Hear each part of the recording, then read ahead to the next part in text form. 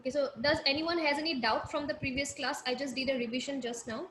Any doubt? We just did a introductory session yesterday.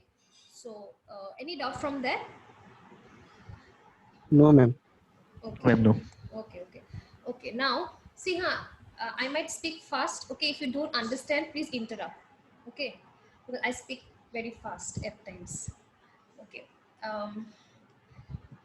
And many students complain about that. Okay. Anyways. Okay. So today we will look at various symmetric key encryption techniques. Okay. Now, talking about symmetric key encryption techniques, there are basically two types. One is substitution technique and one is transposition technique. Okay, two types are there: substitution and transposition. So we will discuss transposition later. First, we will go through the substitution techniques. Now, talking about substitution techniques, there are again many types of substitution techniques. However, we will only be discussing about two. Okay, we will be discussing only two substitution techniques here. So what is actually substitution technique? Substitution means to replace. Okay, you all know the general meaning of substitution. Substitution means to substitute. That means to replace with somebody else. Yes. So here what we are doing is we consider the plain text. Okay, and we replace those with some other characters, some other alphabet, some other digits. Okay, so we consider a plain text and we replace them with some other letters or any symbols, numbers, and we get a new transformed text which we called the ciphertext. Okay, so here we do only replacement. We replace the characters of the message with some other characters to obtain the ciphertext. Fine. So that is all about substitution technique. Okay, so if you all remember, yesterday I explained, I just showed you, I mentioned about this cipher, Caesar cipher in the previous class. I showed you one example how we here, wait, it was somewhere here. Oh yeah, in this example I told you about this Caesar cipher. So this is what we will be understanding in details in today's class. Okay, we will, as I said, there are many substitution techniques, amongst which we will be discussing only two, that is the cipher, Caesar cipher, and the other is Playfair cipher. Okay, Playfair cipher. Okay, so first going through Caesar cipher. This is the algorithm. Okay, this is the working of Caesar cipher.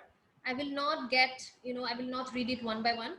I will just explain you directly with the help of an example here. I have given one example here. I will directly explain it to you. Just that I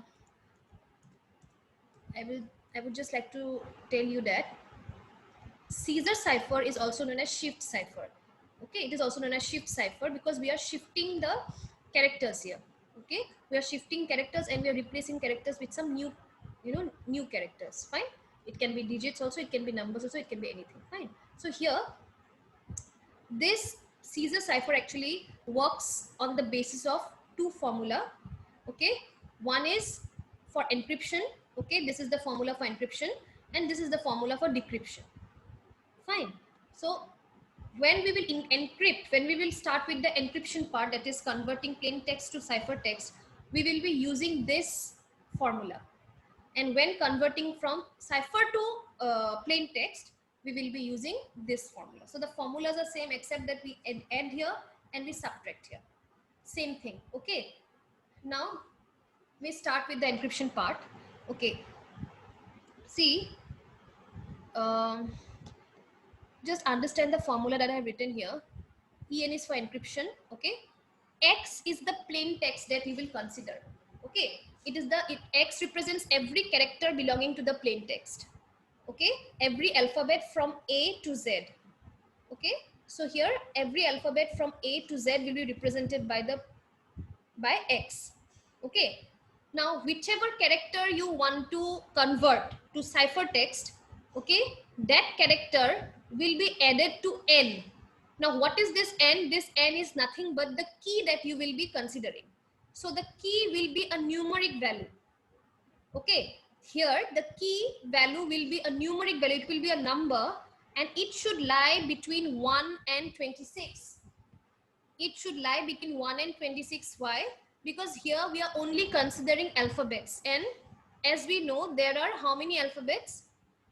There are 26 alphabets. Okay, for that reason you have to choose any number for the key between 1 and 26. Fine. Here they have taken A to be 0 and Z to be 25. So if you start from 0, you come to 25. So ultimately you have 26 alphabets. But in my example, I will be considering, starting the value from 1. Okay, I have marked A to be 1 and so on. It's the same thing. Just you have to remember that here we will be considering alphabets. Okay, so you will have a plain text. You have to convert it to ciphertext. Okay, now to convert it to ciphertext, what does Caesar cipher do? It will take one character at a time. It will take one alphabet at a time, serially from the start to the end. Okay, it will take one character at a time. Now that character needs to be added, that the value of that character, actually the value of that alphabet. So as you can see, some values have been assigned here. Okay, we will be assigning values against the alphabets, serial values. Either you start from 0 or you start from 1. Then whichever value corresponds to this character, that value will be added to the key value, and the key value will lie between 1 and 26. Okay, because there will be only 26 alphabets. Then you add it. Then we have to perform the modulus operator, which is modulo operation, which is mod 26. That means you will find the remainder. We will perform the modulus operation. Okay, that we will understand. So that is it. So after performing the modulus operation, you will be left with a number. Okay, you will be left with a number, and that number will represent one character from the list, one alphabet from the list, and then this character will be replaced by that particular alphabet. Fine. So this is the working principle of Caesar cipher. And if you are to decrypt, once you have encrypted your entire message, then you have to decrypt it. That means you have to convert it back to the original message. The same thing will be done here, but just in the reverse order, because here we are moving forward. We are adding means what? We are moving forward. Here in decryption we will move backwards, because we have to again get back to the original text. Okay, that is why we perform subtraction. Okay, so if you understand how to encrypt, you will easily understand how to decrypt. It's very easy. Okay, so now we will directly look at one example. I hope you can view it. It's quite small here. Is it clear to all? Text box? Yes, ma'am. Okay, see, just understand. Okay, I have a plain text mango. Okay, so this is the text that I want to convert to ciphertext. So I will do encryption. Okay, and I have a key 4. As I said, key value must always lie between 1 and 26. I have chosen any random value, which is 4. So it can be any value. If it is given to you, then you have to use that value, and if it is not given, you can choose any value. Okay, between 1 and 26. So this is my key K, which I have assumed to be 4. Next, I am to find the corresponding ciphertext. Now to find the ciphertext, I will be using this formula, which is x plus n mod 26, just as in the previous case. Okay, so here I am representing x as p, okay, n as k here, so that you can directly understand. P means plain text character, k means the key, and mod 26. So this remains constant. Mod 26 remains constant because you are to perform modulus operation with 26 only.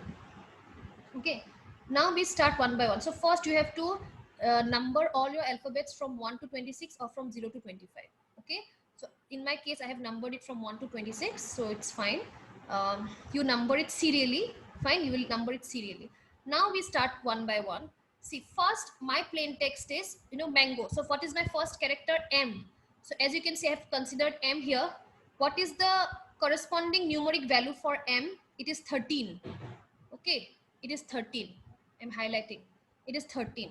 So you take it, 13 will be added with the key value, which is 4. You get 17, and 17 mod 26 is 17 only. What is modulus operation? Modulus means what? You divide and you get a remainder. That remainder is the result for modulus operation. Now 17 is smaller than 26. When you divide a smaller number by a bigger number, okay, then the remainder will be the same number. Okay, if I divide say 10 by 26, so 26, how much is 10? 26 zeros are 0. Ultimately, you get a remainder of 10 itself. So this is one formula that I have, given here, specified here. Always remember, if A is less than B, if your dividend is less than your divisor, okay, if your dividend is less than your divisor, if A is less than B, then A mod B will always be equal to A. Okay, if A is less than B, then A mod B will always be equal to A. So you can either try and check it mathematically, you can calculate it, you will get the same result. So 17 mod 26 is 17 only. Fine, you will get a remainder of 17. This is the remainder.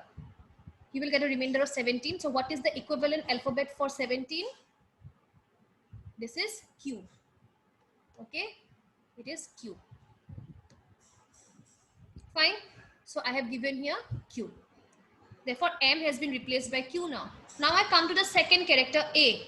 Now A, what is the corresponding value for A? It is 1. Again, 1 plus 4 is 5. 5 mod 26. So A mod B. A is less than B. So the answer remainder will always be 5 only. And 5 is E. Okay, you can check it here. 5 is E. Fine. So next we get E. So A will be replaced by E. Next we have N. So what is the value for N? This. N is 14. N is 14. Now you add 14 with 4, you get 18, and 18 more 26 is 18 itself. Okay. And what is the alphabet for 18? R. So next we have R. Okay. Next you go to G. G is 7 here.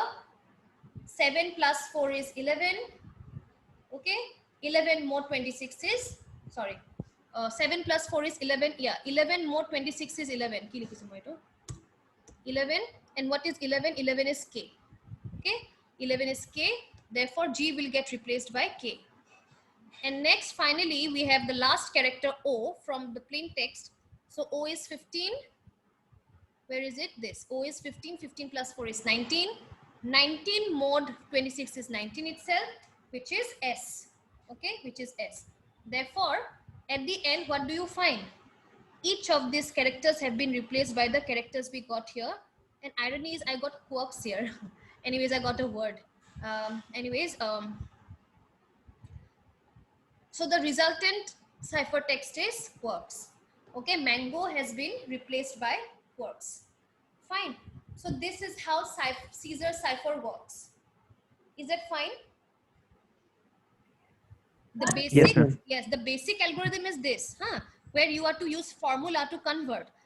Since we rely more on having shortcuts, okay, we like having shortcuts in life, in everything. So one shortcut that I'm going to show you is here. See, even if you directly say M was what, 13, okay, you have to add 4. So if you start from M and if you take some move forward by 4 steps, what do you get? 1 2 3 4. You are anyways getting 17. That is Q. If you start with A, okay, and you have to move 4 steps forward because your key value is 4, what do you get? You get 5, which is E. You are anyways getting it. বুজি পাইছা মই কি কৈছো? So in many Yes, ma'am. Yes, ma'am. tutorials or in many if you go for documentation, you will find that they are directly they will directly show you Caesar cipher like this, as in this. Okay, like this. If they will, like, they have just if say in this example key has been considered to be 3, so they are simply shifting, moving forward with 3 steps, and they are simply replacing the original text with the cipher text this way. Okay, so this is the shortcut, because ultimately the algorithm is this. Okay, it makes use of some formula, but at the end, if it is equivalent to the shortcut that I have told you. Even if you start to say n is 14, okay, if you go move 4 steps forward, what do you get? 1 2 3 4. So you get R, which is 18. We have got R here, so it is equivalent. So you can, that is the shortcut, but however, okay, you have to understand the actual logic. But sometimes it might happen that, you কেতিয়াবা এনেকুৱা হ'বও পাৰে যে ভুলো হৈ যাব পাৰে কেতিয়াবা in cases, for example, you have a bigger number here. Okay, suppose you add say 26. Okay, suppose you have a z. Okay, mo ata value lose, I'm taking a value here. Let me show you. Suppose I have y here. I have considered all alphabets whose value is less than 26. I will say I'm taking y here. Okay, now what will be the case here? See, what is the value of y? Y is 25, so let's do it. What is 25 plus 4? It is 29. Now you see, what will be 29 more 26? If you can calculate with 3. pen and paper, it will be 3. Remainder is 3. Okay, so it is 3. And what is 3? It is C. Buji paisa? Yes, ma'am. Ultimately, it's the same thing. Eke kotha. I am starting with here. You have to move. You will go in a circular way. Okay. So you have to move 4 steps forward. So if you start from here, 1, 2, 3, 4. It's the same thing. Okay. They can actually shortcut or both or dekhiba. Just direct kori dise. Just they will consider the key, and that many steps they will move forward, and they will replace it with the alphabet. But at the back end, this is actually the algorithm, how it works. Okay, so this is all about Caesar cipher. Now let's discuss the disadvantages. Firstly, Caesar cipher is used mainly for, so these are also some examples that you can check. Okay, I have given the key and the plain text and the cipher text. You can try it out, practice it. You can check if the results are correct or not. Okay, now we discuss the security issues with ciphertext. First is, you say ciphertext can be used only for short length messages. Okay, ciphertext are used mainly for short length messages. This is one constraint of sorry, not ciphertext, what am I saying, Caesar cipher. Okay, this is one constraint of Caesar cipher. Next is, there is one disadvantage. You see, as I said, key value lies between 1 and 26. So talking about the cryptanalyst. Okay, who is a cryptanalyst? One who performs cryptanalysis. That means one who can break the crypto system. Okay, one who can break your ciphertext without using the key is a cryptanalyst. Fine.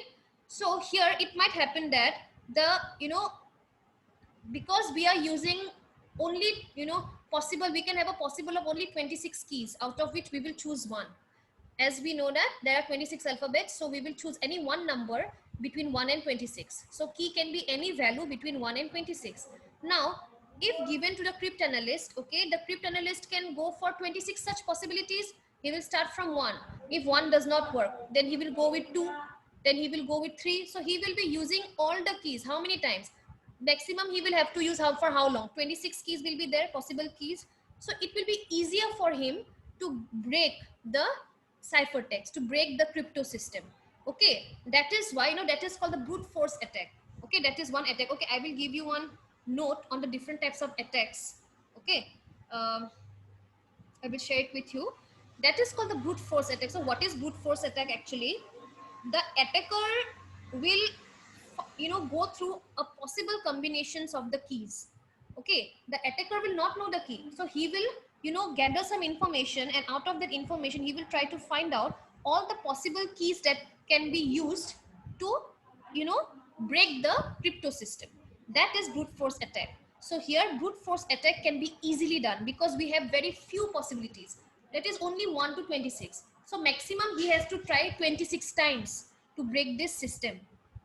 Buji paisa ne moi ki koisu? That is why Caesar cipher is not so secure. Okay, it is meant because there are only 26 possible keys to try out. So we know that we have used the key 4.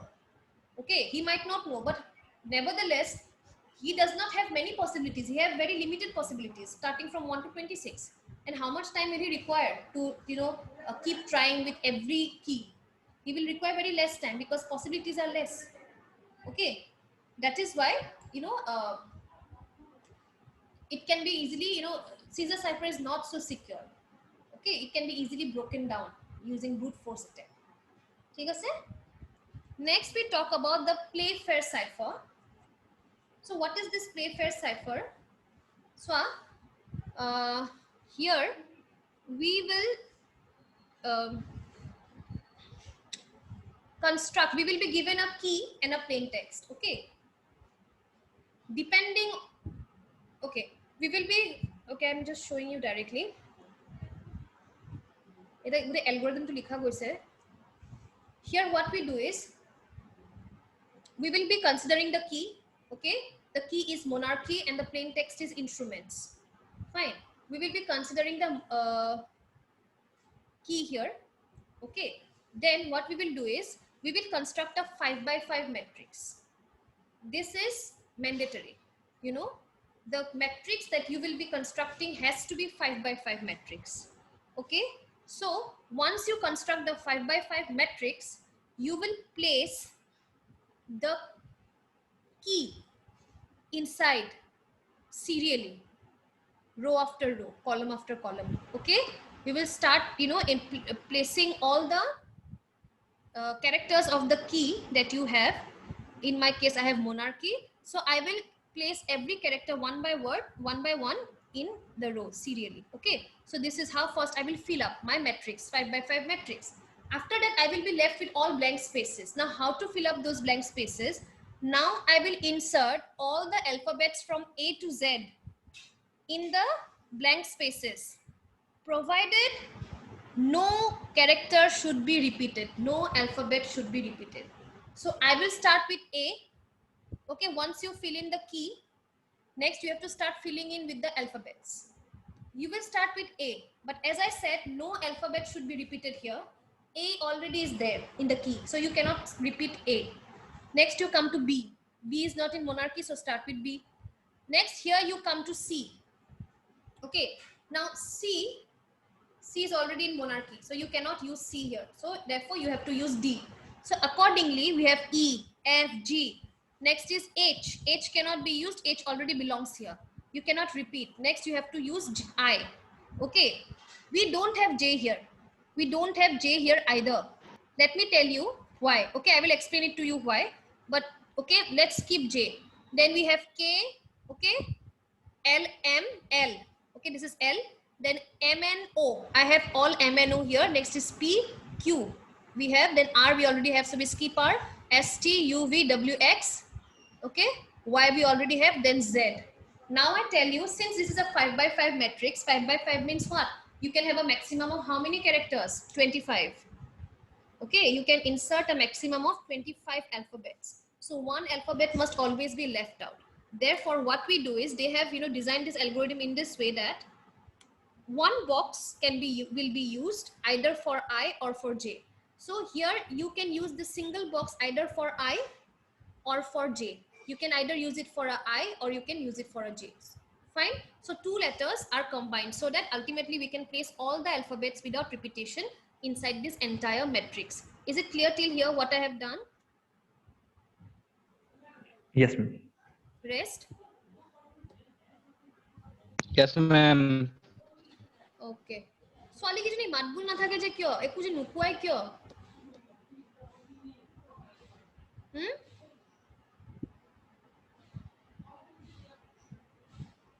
আছেনে নাই ছোৱালী কিজনী Yes, ma'am. Okay, you see here. So what I did is, as I said already, I will be choosing a 5 by 5 matrix where I am to place 25 characters. Okay, I am to place 25 characters. Now, how to decide which character to place? Character means alphabets. To be more specific, I will be, you know, inserting alphabets in the matrix, to 5 by 5 matrix. So first I will insert the key.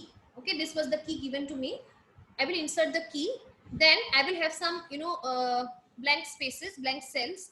In those cells, I will be inserting the alphabet starting from A to Z in such a way that no two characters, no character is, no alphabet is repeated. Okay, so we will not repeat any alphabet here. So if I find any alphabet which already belongs to the key, that alphabet cannot be used here. Okay, so likewise, you know, I go on inserting from A to Z serially. And one more constraint is, we will use, since we can have a maximum of 25 alphabets,